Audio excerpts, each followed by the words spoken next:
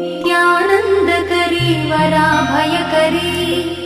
सौन्दर्यरत्नाकरी निर्धूताखिल पापनाशनकरी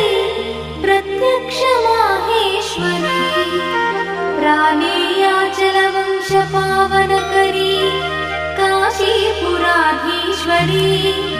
भिक्षां देहि कृपावलम्बनकरी मातान्नपूर्णेश्वरी